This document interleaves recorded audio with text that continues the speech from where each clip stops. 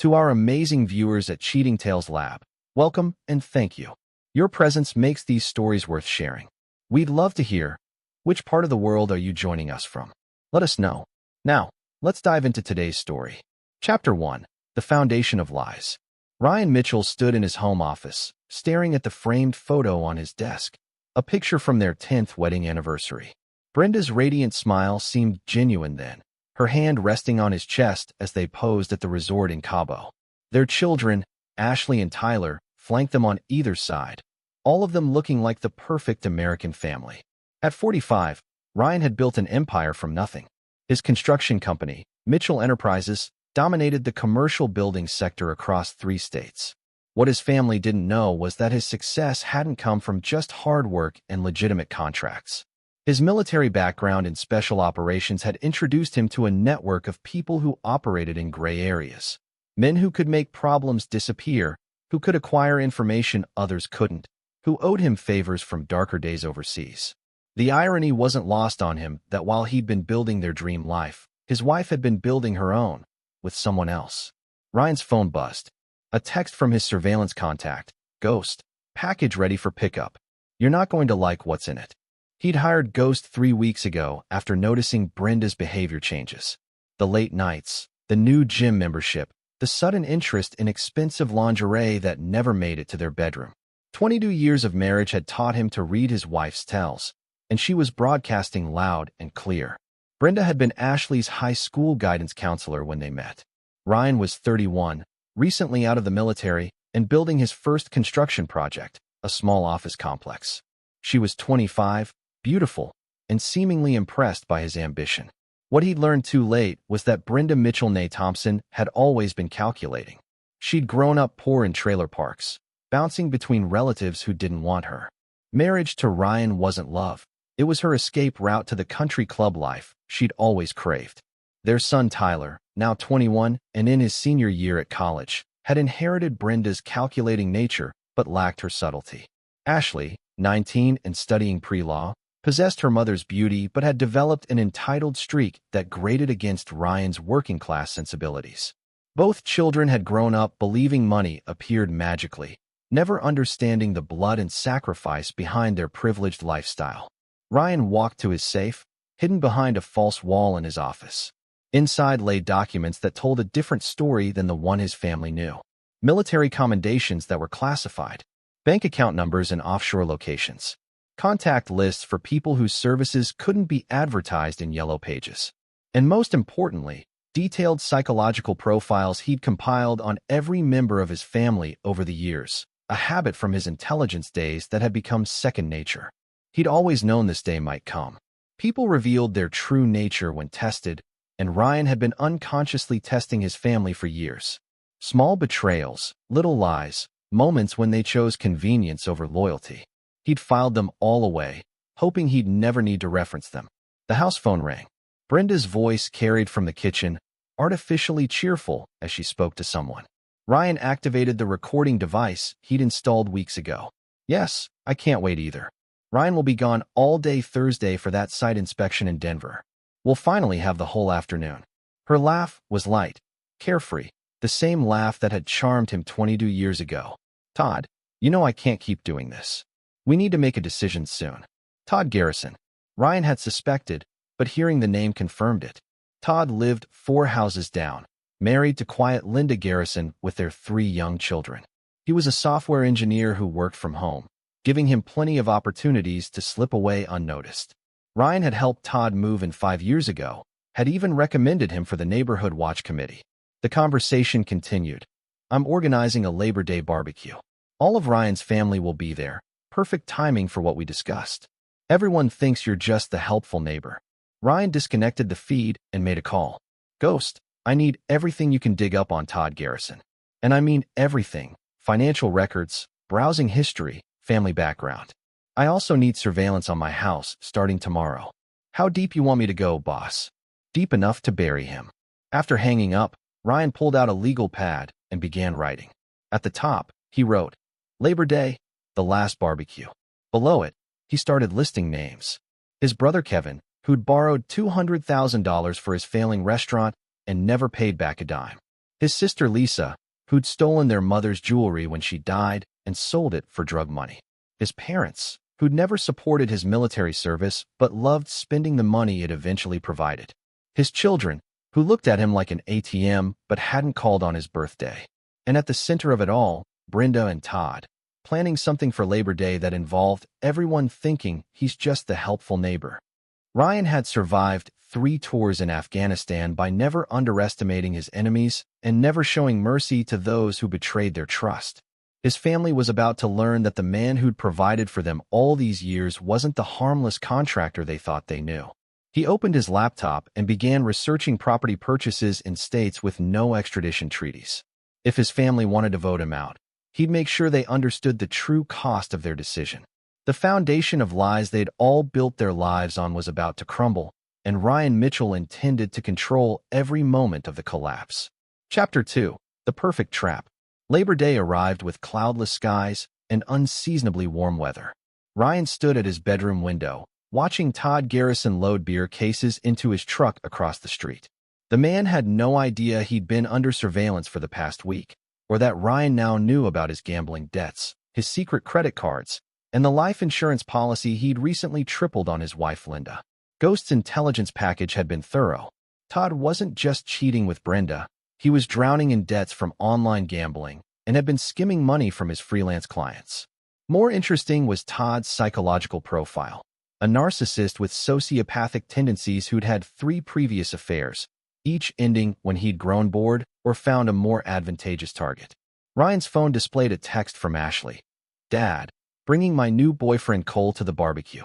Hope that's okay," smiling face with smiling eyes. He smiled grimly. Ashley's boyfriend was actually 28, married, and a lower-level drug dealer she'd met at college parties.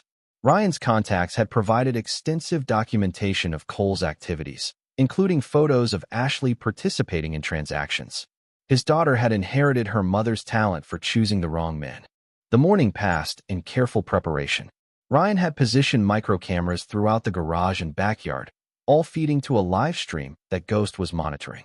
More importantly, he'd spent the past week establishing alibis and paper trails that would be crucial for what came next. At noon, the family began arriving. Kevin showed up first, already drunk and complaining about his ex-wife's demands for increased alimony. Lisa followed with her latest boyfriend, a tattooed man named Snake who kept eyeing Ryan's possessions with obvious calculation. His parents arrived in the Mercedes Ryan had bought them, his mother immediately criticizing Brenda's menu choices while his father settled into the most expensive patio chair without acknowledging its cost. Tyler emerged from the house, home from college for the weekend, with red-rimmed eyes and the telltale signs of cocaine use. He dropped out of pre-med without telling anyone, instead pursuing a music career funded entirely by Ryan's money. The boy hugged his father with fake enthusiasm before immediately asking for a small loan to cover studio time. As the afternoon progressed, Ryan observed his family with the detached assessment of an intelligence operative. They moved through his house like it belonged to them, helping themselves to his liquor, criticizing his choices, and discussing his money as if he weren't present. Todd arrived precisely at 3 o'clock, playing the role of helpful neighbor perfectly. "Ryan, great to see you. Linda's feeling under the weather, so she sent me with her famous potato salad." Todd's handshake was firm, his smile genuine. "A practiced liar. Todd, appreciate you coming. Brenda's been looking forward to your contribution to the party." The subtle emphasis wasn't lost on Todd, whose smile flickered momentarily. But the man was confident in his deception, believing Ryan was the oblivious husband who'd provided the perfect setup for his affair. At 5 o'clock, Brenda approached Ryan with studied casualness. "Honey, can you get the special sauce from the garage? I left it on the workbench." Ryan had been waiting for this moment for 6 hours. "Of course, sweetheart. Anything for the family." He walked toward the garage, aware that 23 pairs of eyes were watching him leave. The garage was exactly as he'd arranged it. His suitcases packed and positioned prominently near the door, the note placed carefully on his workbench where it couldn't be missed. "We voted. You're out. New locks go on at 8 p.m. Ryan picked up the note, making sure the hidden cameras captured his reaction. He'd written it himself the night before, mimicking Brenda's handwriting perfectly, a skill learned during psychological operations training. Through the window, He watched his entire family in the backyard. Brenda was speaking animatedly to the gathered crowd. One by one, hands began rising in agreement. Kevin, Lisa, his parents, Tyler, Ashley, even Todd, playing his role as concerned neighbor. They were voting him out of his own life. Ryan pulled out his phone and dialed. Ghost, execute phase 2. Copy that, boss. How's it feel to watch your own funeral? Educational. Ryan had one more call to make. Detective Ray Hutchinson answered on the second ring. Ryan, what's up? Ray, I need to report a break-in at my house. Multiple perpetrators, possibly armed. I'm hiding in the garage, but I think they're planning something serious. Can you get units here fast? Jesus, Ryan. Stay put. We're rolling. Ray was one of 3 police contacts Ryan had cultivated over the years through charitable donations and mutual favors. What Ray didn't know was that Ryan had already transferred ownership of the house to a shell corporation that morning, making his family's occupation technically illegal. As sirens wailed in the distance, Ryan walked to his truck, parked deliberately in the driveway. His real suitcases, the ones that mattered, were already loaded in the back, along with portable hard drives containing financial records, family surveillance footage, and detailed revenge plans he'd been crafting for weeks. His phone buzzed with the first of what would become 44 missed calls from Patricia Wells, attorney at law. Brenda's divorce lawyer was about to discover that her client had just made the most expensive mistake of her life. Ryan started his truck and drove away from the house he'd built, leaving behind a family that had never understood they were living in a carefully constructed trap. They'd voted him out, but they'd forgotten one crucial detail. Ryan Mitchell had always been several moves ahead of everyone else. The game was just beginning. Chapter 3, The Architect of Ruin. Ryan checked into the Riverside Hotel under a false identity, paying cash for a suite that overlooked the city he'd helped build. From his window, he could see 3 Mitchell Enterprises construction sites, their cranes reaching toward the sky like steel monuments to his legacy. By this time tomorrow, his family would begin understanding the true scope of their miscalculation. His phone showed 44 missed calls from Patricia Wells. Ryan poured himself a whiskey and called her back. Mr. Mitchell, thank God. We need to talk immediately. There's been a serious misunderstanding. Ms. Wells. Ryan's voice carried the cold authority he'd used with enemy interrogations. Let me save us both time. Your client organized an illegal eviction attempt in front of 23 witnesses. She's currently occupying property that was transferred out of my name this morning. The police have documentation of her breaking and entering charges. Silence stretched across the line. That's not possible. Mrs. Mitchell owns half of all marital assets. Mrs. Mitchell owns half of nothing. Check your facts, counselor. The house, the cars, the bank accounts, the business, all restructured through legal channels over the past 6 months. Your client committed adultery, which nullifies her claim to community property under our prenuptial agreement. Prenuptial agreement? There was no. Page 47 of the marriage license application. Brenda signed it in blue ink on March 15, 2002. I have video evidence of the signing ceremony, along with 2 witnesses who are still alive and willing to testify. I suggest you review your case file more carefully. Ryan ended the call and activated his secure laptop. Ghost's team had been busy while the barbecue unfolded. Bank accounts had been frozen, credit cards canceled, and automatic payments suspended. Brenda would wake up tomorrow morning to discover that her privileged life had evaporated overnight. But financial warfare was just the opening move. His phone rang. Tyler's name appeared on the screen. Dad, what the hell is going on? Mom's crying. The police arrested Uncle Kevin for public intoxication, and there are lawyers calling the house. Tyler, you voted me out. Congratulations, you got exactly what you wanted. We didn't vote you out, Dad. Mom said you'd already decided to leave, and we were just acknowledging it. She said you'd been planning this for months. Ryan laughed, a sound devoid of warmth. Your mother has many talents, son. Truth-telling isn't one of them. But since you're calling, let me share some truth with you. The college tuition you've been spending on cocaine and studio time? Cut off as of this morning. The trust fund set up for your 25th birthday? Dissolved. The car in your name? Repossessed by Dawn. You can't do that. That's my money. It was never your money, Tyler. It was my generosity, which you confused with entitlement. Learn the difference. The next call came from Ashley, her voice shaking with tears. Daddy, please come home. Mom says it's all a mistake, that you're having some kind of breakdown. Cole says we should call the police and report you missing. Ashley, your boyfriend Cole is married with 2 children in Phoenix. He's also dealing methamphetamines to college students, which makes you an accessory to federal drug crimes. I suggest you distance yourself from him immediately. How do you? You've been spying on us. I've been protecting this family for 22 years. You confused protection with weakness. Another expensive lesson you're about to learn. Ryan's final call of the evening was to Linda Garrison. She answered on the first ring, her voice thick with confusion and betrayal. Mr. Mitchell? I just found out about Todd and your wife. I'm so sorry. I had no idea. Linda, I need you to listen carefully. Your husband has been embezzling money from his clients to cover gambling debts. Tomorrow morning, evidence of his crimes will be delivered to the FBI. You have approximately 12 hours to protect yourself and your children. Take them to your sister's house in Oklahoma. Don't pack anything that can be traced. I don't understand. Why are you helping me? Because you're innocent, and I don't punish innocent people. After ending the call, Ryan opened a bottle of 30-year-old Macallan, a gift from a grateful client, and began reviewing Phase 3 of his revenge plan. Ghost's team had been extraordinarily thorough. They'd documented every financial crime, every personal betrayal, every moment of weakness his family had exhibited over the years. But Ryan's true revenge wouldn't be legal or financial. It would be personal. At 11:47 p.m., his secure email chimed with a message from Ghost, package delivered. Todd's about to have the worst morning of his life. Ryan smiled and raised his glass to the city lights below. His family had voted him out of their lives, believing he was just a middle-aged contractor who'd grown soft from suburban living.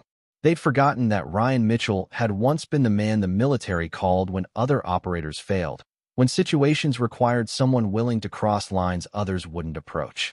Tomorrow, they would remember. Chapter 4, The Price of Betrayal. Ryan woke at 5 a.m., a habit from military days that suburban life had never broken. His hotel suite was silent except for the hum of the air conditioning and the distant rumble of early morning traffic. He'd slept deeply for the first time in months.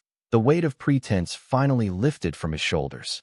His phone showed 17 new messages, all variations of panic and confusion from family members discovering their new reality. He deleted them without reading. At 6:15 a.m., Ryan's secure laptop chimed with an encrypted message from Ghost. Todd's package delivered. FBI in motion. Your move, boss. Ryan opened his surveillance feed to watch Todd Garrison's morning routine. The man was sitting at his kitchen table, laptop open, when 3 black SUVs pulled into his driveway. FBI agents in tactical gear surrounded the house as Todd's coffee mug slipped from his trembling hands. The beauty of Todd's destruction lay in its authenticity. Ghost hadn't manufactured evidence. He'd simply compiled and presented Todd's actual crimes in a format that demanded federal attention. Wire fraud, identity theft, tax evasion, and client embezzlement. Years of criminal activity that Todd had assumed would remain hidden in digital shadows. Ryan's phone rang. Brenda's name flashed on the screen. Ryan, you have to stop this. Todd's been arrested. There are FBI agents at our house asking questions about you. What did you do? I didn't do anything to Todd, Brenda. His crimes are entirely his own creation. I simply ensured they received appropriate attention. This is insane. You're destroying people's lives over a misunderstanding. A misunderstanding? Ryan's voice carried 22 years of accumulated betrayal. Is that what you call 18 months of adultery? Is that what you call organizing my family to vote me out of my own life? We weren't voting you out. I was trying to surprise you with intervention. Everyone's been worried about your behavior, your paranoia. Todd was helping me organize. Brenda, stop lying. I have recordings. The silence stretched across the connection until Brenda's carefully constructed facade finally cracked. You've been recording our conversations? That's illegal wiretapping. In our state, only one party needs to consent to recording. I consented to recording my own conversations. Everything I've done is perfectly legal. Legal doesn't make it right, Ryan. We've been married for 22 years. I made a mistake, but that doesn't justify this nuclear response. Ryan looked out his hotel window at the city he'd helped shape. Brenda, you didn't make a mistake. Mistakes are accidental. You made a series of calculated decisions over 18 months. You chose to betray our marriage. You chose to involve our children in your deception. You chose to turn my family against me. Now you get to live with the consequences of those choices. The children don't deserve this. The children are adults who chose their side yesterday. Ashley's currently being questioned about her drug-dealing boyfriend. Tyler's discovering that trust funds evaporate when trustees withdraw cooperation. They're learning that actions have consequences, a lesson I should have taught them years ago. At 8:30 a.m., Ryan drove to Mitchell Enterprises headquarters, a 40-story glass monument he'd built to house his construction empire. His employees greeted him with respectful nods, unaware their boss was in the middle of orchestrating the systematic destruction of his own family. In his executive office, Ryan activated secure communications and placed a call to Marcus King, his attorney and oldest friend from his military days. Marcus had left special operations to become a lawyer specializing in asset protection for high-net-worth clients who operated in gray legal areas. Ryan, I've been expecting your call. Ghost briefed me on the situation. Your asset protection structures are solid, but we need to discuss next steps. Marcus, I want you to execute Protocol 7. Silence. Protocol 7 was their code for complete financial warfare, a legal strategy they developed but never implemented. It involved systematically destroying opponents through legitimate but ruthless financial pressure. Ryan, are you certain? Protocol 7 is designed for enemy combatants, not family members. My family declared themselves enemy combatants yesterday. I'm simply responding to their declaration. Understood. Protocol 7 is now active. Your family will receive legal notifications beginning at noon today. Ryan, there's no coming back from this level of escalation. Good. Ryan's next call was to Detective Ray Hutchinson. Ray, I need to report additional criminal activity.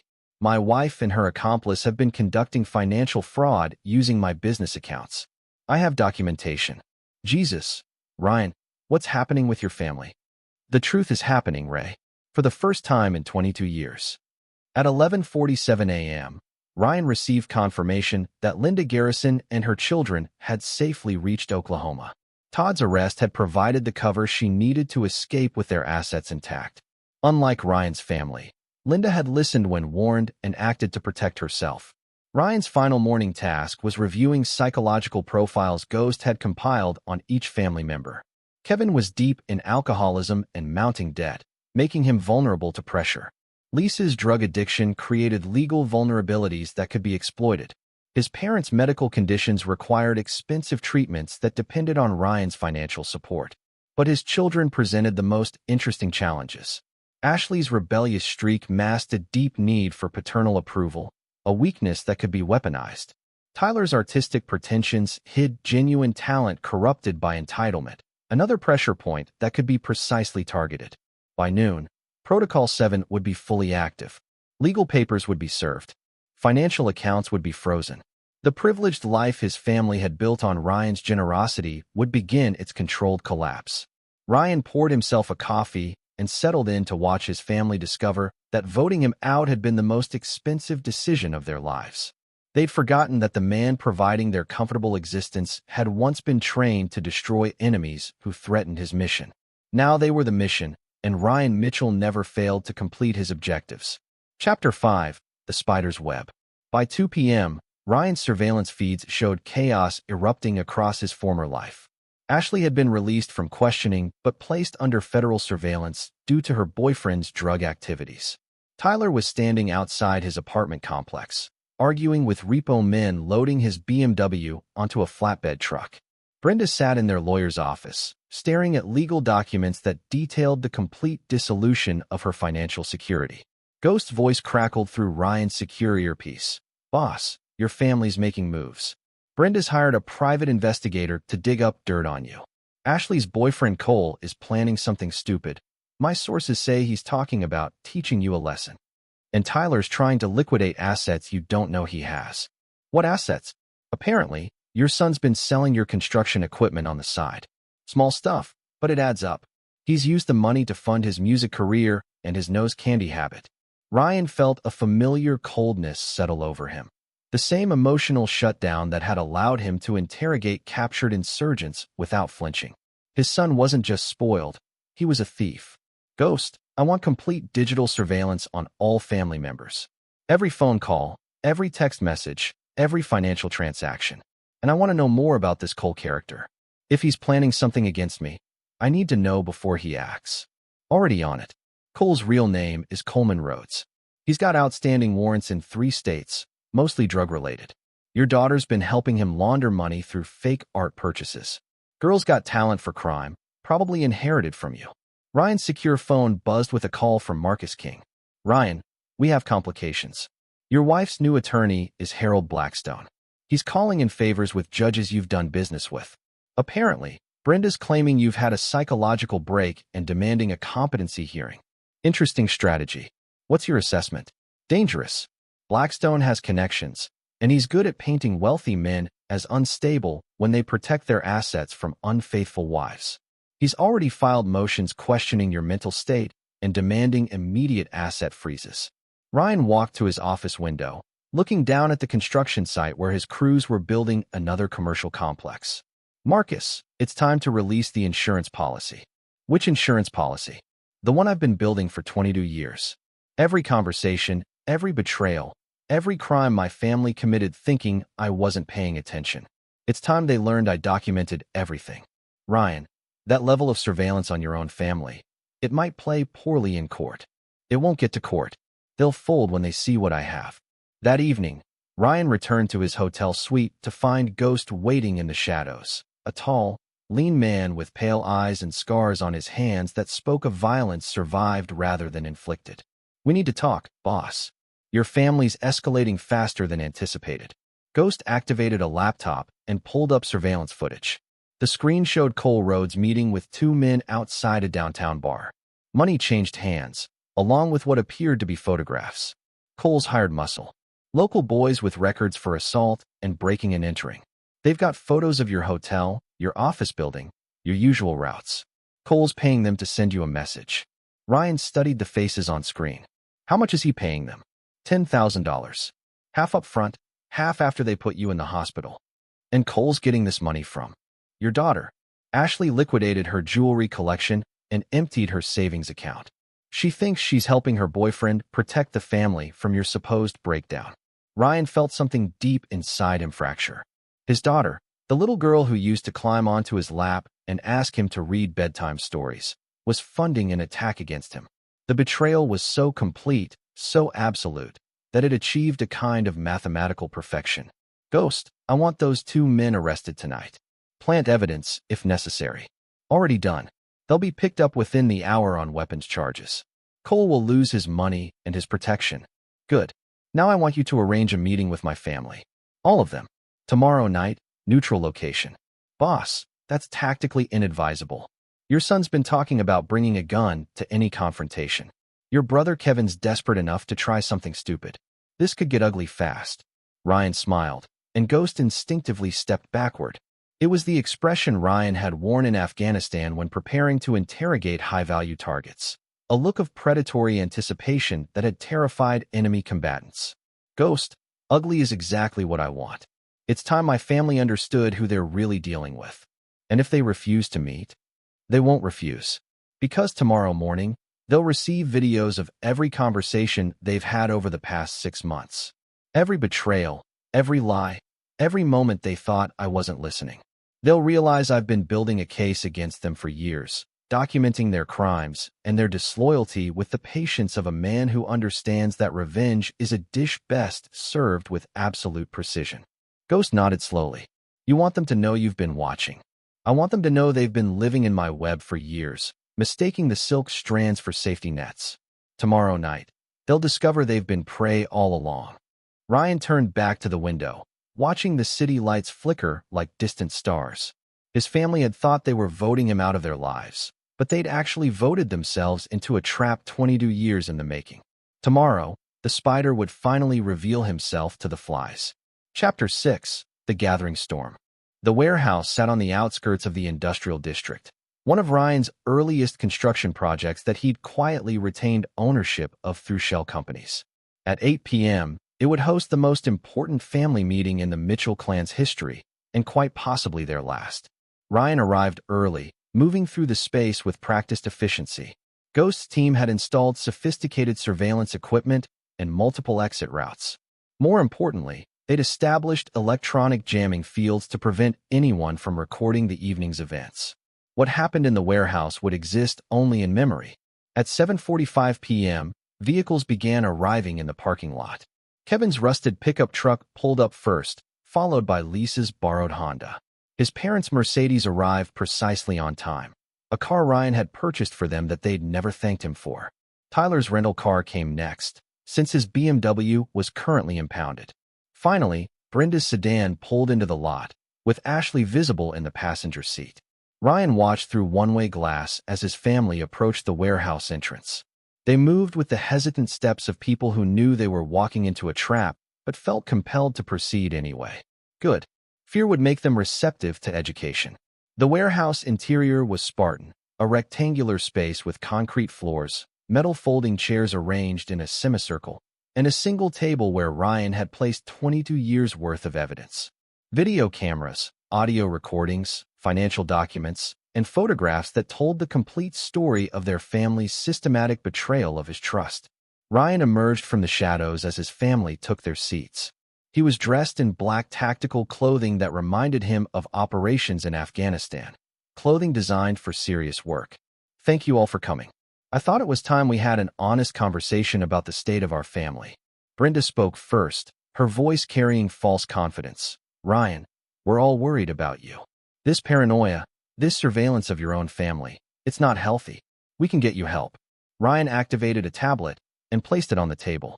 The screen showed surveillance footage of Brenda and Todd in the Mitchell family bed, audio clearly capturing their conversation about eliminating Ryan from their lives. Brenda, let's start with honesty. You've been conducting an affair for 18 months. You've turned our children against me with lies about my mental state. You organized yesterday's intervention as cover for an illegal eviction. These are facts, not paranoia. Ashley stood up, her young face flushed with anger. Dad, you've been spying on us. That's sick. That's not what fathers do. Ryan pressed another button on the tablet. New footage appeared.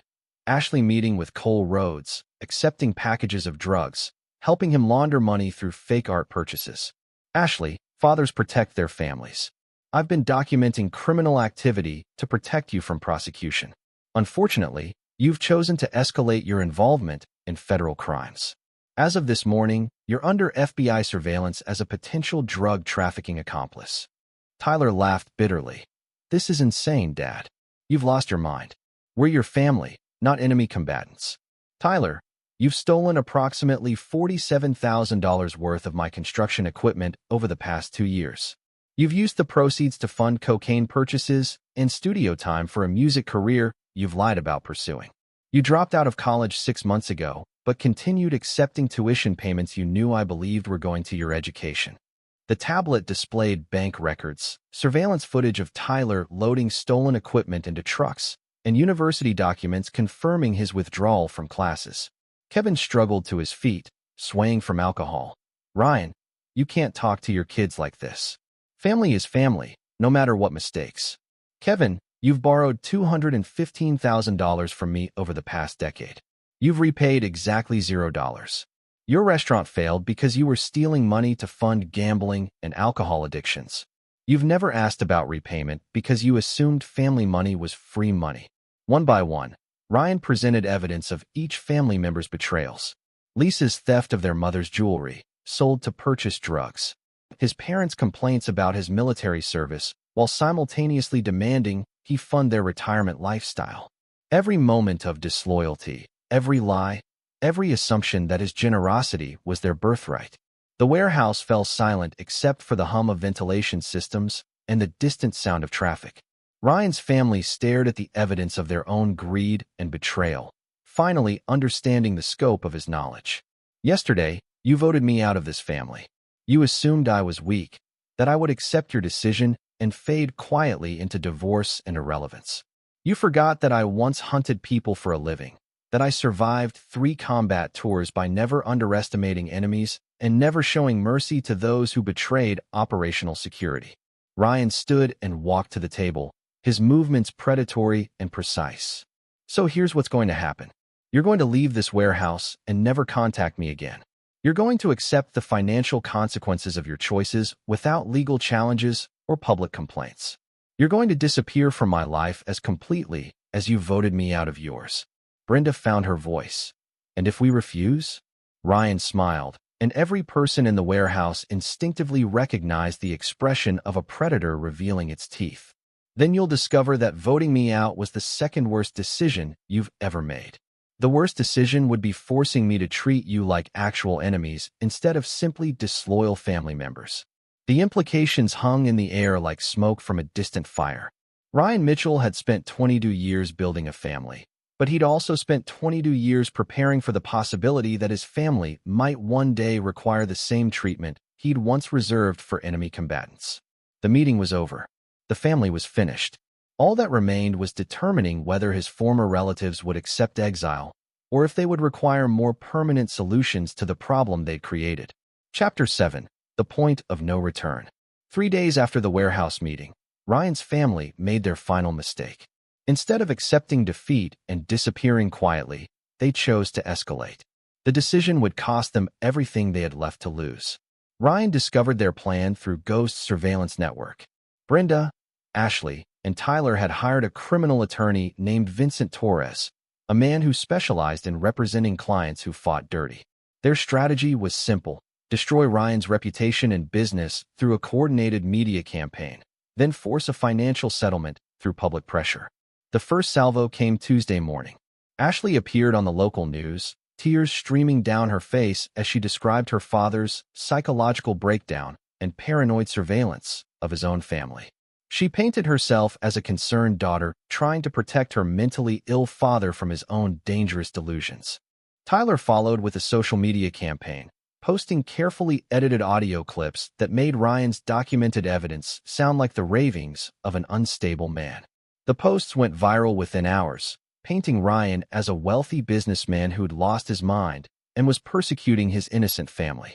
Brenda provided the finishing touch with an interview in the city's largest newspaper, describing 22 years of marriage to a man she claimed had always shown signs of paranoia and control issues. She painted their divorce as a courageous escape from an abusive relationship. By Wednesday evening, protesters had gathered outside Mitchell Enterprises headquarters. Ryan's construction business was hemorrhaging contracts as clients distanced themselves from the unhinged tycoon their social media feeds were describing. Ghost found Ryan in his office, watching news coverage of the protests on multiple monitors. "Boss, they've crossed every line. Your business is taking serious damage. Your reputation's being shredded across every media platform. They're playing for keeps now." Ryan turned away from the monitors, his expression calm. "How long until the damage becomes permanent?" "Maybe a week. After that, the narrative becomes truth regardless of evidence. Your family's playing this perfectly. They look like victims. You look like a wealthy man persecuting them out of spite." Ghost, activate Protocol Omega. The words hung in the air like a death sentence. Protocol Omega was their code for complete destruction, the total elimination of targets through any means necessary. It was the protocol they'd never used, never wanted to use, but had always known might become necessary. "Boss, are you certain? Protocol Omega is irreversible. There's no walking this back." They chose this escalation. They decided to destroy my life's work rather than accept the consequences of their betrayal. I gave them the opportunity to walk away. They chose war instead. Ghost nodded slowly. "I'll need 48 hours to position assets. After that, it's total warfare." "Understood." "And Ghost, make sure Linda Garrison and her children remain protected. She's innocent in this." Thursday morning brought new revelations designed to destroy Ryan's credibility. Tyler released edited surveillance footage that made Ryan appear to be stalking his own family. Ashley posted hospital records claiming her father had forced her into psychological counseling to cover up his abusive behavior.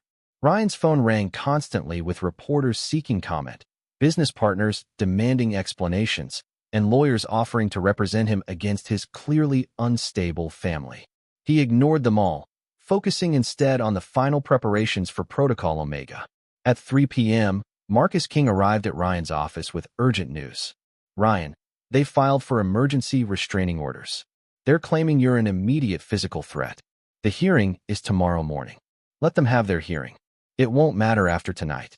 "What happens tonight?" Ryan handed Marcus a sealed envelope. If I don't contact you by noon tomorrow, deliver this to Detective Hutchinson. It contains complete evidence of every crime my family has committed, along with detailed instructions for prosecuting them. Consider it my insurance policy. Marcus studied Ryan's face, recognizing the expression from their military days. Ryan, whatever you're planning. I'm not planning anything, Marcus. I'm simply responding to their escalation with appropriate force. They chose to make this a public war. Now they'll learn what war actually means. That evening, Ryan met Ghost at a secure location outside the city. The warehouse was filled with equipment and personnel that belonged to Ryan's past life. Men who'd served with him in Afghanistan, who understood that some battles could only be won through superior violence. The targets are dispersed tonight, Ghost reported. Tyler's at his apartment. Ashley's staying with Cole at his place. Brenda's at her sister's house. Kevin's at his usual bar. Lisa's at her boyfriend's place. Your parents are home. Collateral damage? Minimized. We've confirmed locations of innocents and planned accordingly. Cole Rhodes is not considered innocent. He's been making threats against you all week. Ryan studied the tactical display showing his family's locations. 22 years of marriage, parenthood, and family obligations had taught him to love these people despite their flaws. But 22 years of military training had taught him something more fundamental. When enemies threaten your mission, you eliminate the threat. Execute Protocol Omega at 2 a.m. Make it look like accidents and coincidences. No evidence pointing back to us. And Ghost, yes, boss. Make sure they understand, in their final moments, exactly why this happened. I want them to know their choices led to this outcome. Ghost nodded and began issuing orders to his team. Men in tactical gear moved with practiced efficiency, loading vehicles and checking equipment. They were Ryan's insurance policy from his military days, soldiers who'd followed him through hell and remained loyal to him in civilian life. Ryan walked outside and looked up at the stars, remembering a conversation with his father from years ago. The old man had asked him what he'd learned in the military. Ryan had answered honestly. I learned that some people will only respect you after you've proven you're willing to destroy them. Tomorrow, his family would understand that lesson completely. Protocol Omega was in motion, and Ryan Mitchell never failed to complete his missions. Chapter 8, The Reckoning. At 2:17 a.m., Tyler Mitchell was found dead in his apartment from an apparent heroin overdose. The needle was still in his arm, and the drugs were of a purity that suggested either incredible bad luck or deliberate intention. Security cameras had mysteriously malfunctioned for a 3-hour window around the time of death. At 2:31 a.m., Kevin Mitchell's pickup truck rolled over on a deserted stretch of highway outside the city. The accident appeared to be caused by Kevin's blood alcohol level, which was 3 times the legal limit. No other vehicles were involved, though tire marks suggested he'd swerved to avoid something in the road that was never found. At 2:45 a.m., Lisa Mitchell and her boyfriend Snake were killed when their trailer exploded due to what investigators would later determine was a methamphetamine lab accident. The explosion was consistent with amateur drug manufacturing, and both victims had drugs in their systems that supported the theory of careless chemistry. At 2:52 a.m., Cole Rhodes disappeared from his apartment, leaving behind only bloodstains and evidence of a violent struggle. Ashley Mitchell, who'd been staying with him, was found bound and gagged in the closet, traumatized but physically unharmed. She claimed masked men had broken in, taken Cole, and told her to deliver a message to her father. Ryan received the first phone call at 3:15 a.m. Ashley's voice was barely coherent through her sobs. Daddy, they took Cole. They said this was just the beginning. They said you'd understand. The second call came at 3:47 a.m. from Detective Hutchinson. Ryan, I need you downtown. There's been multiple incidents involving your family. You need to get here now. The third call arrived at 4:12 a.m. from the hospital. Ryan's parents had suffered simultaneous heart attacks, a medical coincidence that seemed impossible until doctors discovered they'd both consumed massive doses of a heart medication that wasn't prescribed to either of them. Ryan dressed slowly, his movements deliberate and calm. Ghost's team had executed Protocol Omega with surgical precision, eliminating threats while maintaining plausible deniability. The message was clear. Crossing Ryan Mitchell carried consequences that extended far beyond financial or legal warfare. At the police station, Detective Hutchinson looked like a man who'd aged 10 years in 4 hours. Ryan, what the hell is happening to your family? 3 deaths, 1 disappearance, 2 heart attacks, and your daughter claiming masked men broke into her boyfriend's apartment? This isn't coincidence. Ray, my family's been under stress lately. Sometimes stress reveals people's true nature and leads them to make fatal decisions. Don't bullshit me, Ryan. I've known you for 15 years. This level of carnage doesn't happen naturally. Ryan leaned forward, his voice dropping to the tone he'd used with captured insurgents. Ray, my family declared war on me publicly. They tried to destroy my reputation, my business, and my life through coordinated media attacks. I defended myself using resources they didn't know I possessed. The fact that their escalation resulted in casualties isn't my responsibility. You're talking about your children, Ryan. Your brother. Your parents. I'm talking about people who chose to be my enemies. The fact that they were once family members doesn't grant them immunity from the consequences of their choices. Hutchinson stared across the table, finally recognizing something in Ryan's eyes that he'd never seen before. The cold calculation of a man who'd crossed lines that most people couldn't even imagine. At 6 a.m., Ryan was released without charges. The evidence was circumstantial, and the deaths appeared unrelated except for their timing. As he walked through the police station, Ryan noticed how officers stepped aside to let him pass, their eyes avoiding direct contact. Good. Fear was useful. Outside the station, Brenda was waiting by his truck, her face hollow with grief and terror. She looked like she'd aged 20 years overnight. Ryan, please. I know you did this. I know you killed them. But Ashley's still alive, and she's the only family either of us has left. Please don't hurt her. Ryan studied his wife's face, seeing her clearly for perhaps the first time in 22 years. She'd been beautiful once, before greed and entitlement had corrupted her features. Now she looked like what she'd always been beneath the surface, a predator who'd finally encountered a superior predator. Brenda, I didn't kill anyone, but I will tell you this. Ashley is alive because she's young enough to learn from this experience. If she chooses to continue the pattern of betrayal that destroyed the rest of our family, she'll discover that my patience has limits. She's 20 years old, Ryan. She's just a child.